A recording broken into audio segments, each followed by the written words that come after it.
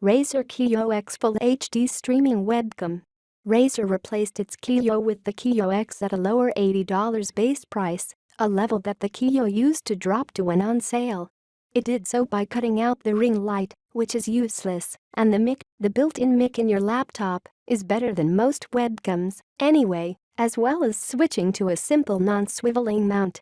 There isn't a lot to differentiate these entry 1080p 30fps from each other, but Razer stands out a bit for its accurate white balance and decent exposure, as long as your lighting doesn't vary wildly.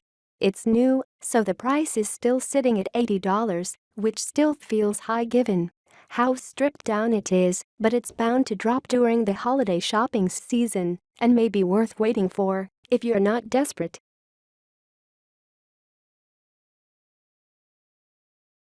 Logitech for Creators Streamcam Premium Webcam. This tiny webcam is designed for streaming, in case the name didn't give it away, but it has some perks that make it appealing for general-purpose use. You can mount it horizontally or vertically, which makes it nice for video chatting with folks on phones or for shooting quickie TikTok or Instagram videos. It shoots in 1080p at 60 fps, which can frequently give you better-looking video than 30 fps. Plus it's tiny, so it can fit in more cramped spaces.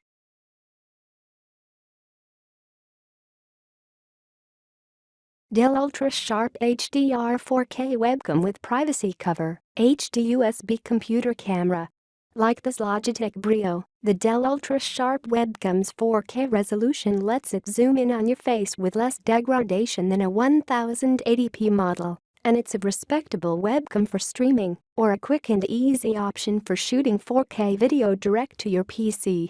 Its cylindrical, all-metal body with magnetic mounts and lens cover feels more premium than those of competitors and makes a nice change from typical webcams, and it allows the webcam's multi-element lens to deliver its excellent distortion-corrected views. Like the Brio, it supports 1080p 30fps and 60fps for low-bandwidth connections and streaming.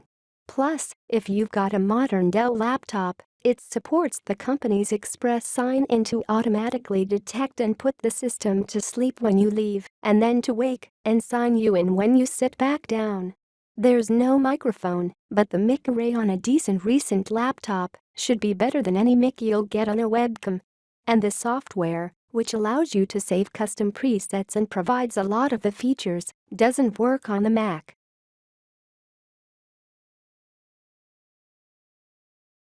NexiGo N60 1080p web camera, HD webcam with microphone. I had my doubts about this at first. There are so many small, unfamiliar brands on Amazon that it takes a lot more than a 4+ star review to pique my interest. But I was quite surprised at how good this basic webcam is for just $40, much of which has to do with the software. It also supports Macs, something the camera it replaces doesn't. It's the Creative Live Cam Sync 1080p V2, which remains a fine choice for Windows at an attractive $35 to $40. There's only so much you can do with the image quality on a basic 1080p 30fps webcam, but the NexiGo still delivers better video quality than many 720p laptop webcams, with relatively solid white balance and auto exposure, even across various lighting conditions.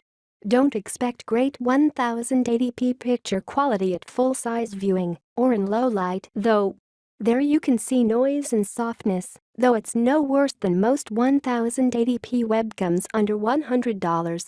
Scaled down to typical laptop viewing size, it looks good. NexiGo's software isn't pretty, but some of it's a lot more functional than much of what I've used. For instance, the manual white balance actually works well along a continuum, rather than just giving you a choice between too pink or too green. It also allows you to save presets for all the adjustable settings.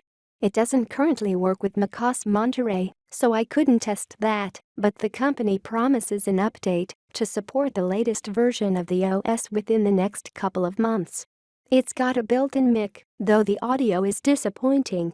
The mic performs noise cancellation, but you can't turn it off or adjust it, and I heard quite a bit of popping and tinniness on my end. The build feels about what you'd expect for a cheap webcam, plasticky but not fragile, and the mount supports tilt and swivel. NexiGo includes the typical loose cover. I hate those and have already lost it. Other trade-offs for the price: a captive USB-A cable and non-removable mount. It also has a 110-degree field of view, which is kind of wide for your usual web conferencing. You can zoom digitally, but as with any 1080p webcam, that gets ugly fast.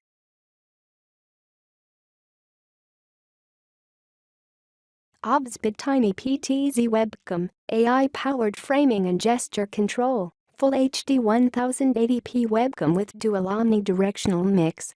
The 1080p Absbit Tiny, a refined version of the Absbit Tail that began life as a Kickstarter a couple of years ago with a different focus, replaces the Anker PowerConf 300 as my pick for the peripatetic.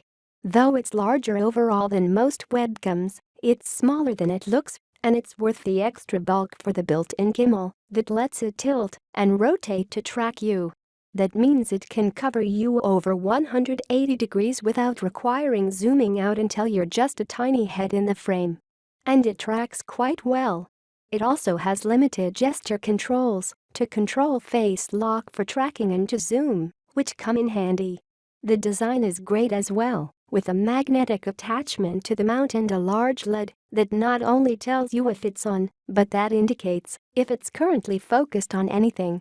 Instead of a cover, you can tilt the camera down, so you don't have to worry about losing a cap. It has all the essentials covered as well, including solid video quality and a surprisingly good mic, though it lacks features you might be used to from the mic in your laptop or headset, like noise cancellation, as well as a lightweight utility to control the camera position and zoom in software. There are some aspects I don't like as much. In software you can zoom continuously between 1x and 2x, but the gesture control only takes you all the way in or out, while 1.5x is probably your best general choice. And since it's 1080p, the 2x digital zoom doesn't look great. While the auto white balance and exposure works pretty well, it doesn't handle low light as well as the cheaper Anker, which can also do 1080p at 60 fps. The Tiny is limited to 30 fps. The latter wouldn't be as much of an issue if the utility had some image controls, but the Absbit relies entirely on Windows MES settings dialog, and even then only supports white balance and exposure. You can change aperture, but that setting doesn't seem to do anything on any webcam I've tested thus far. Because it's so tall, you may not like mounting it on top of a big monitor, though I've got it perched on top of a 32-inch without issue. And it's actually a benefit if you're using it atop your laptop, since the way most people use their laptop cameras, it sits well below their eyeline,